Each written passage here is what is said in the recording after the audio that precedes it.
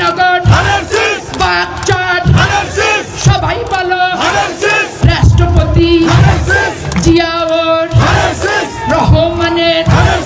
রেখে যাওয়া সেই প্রতীক দেশ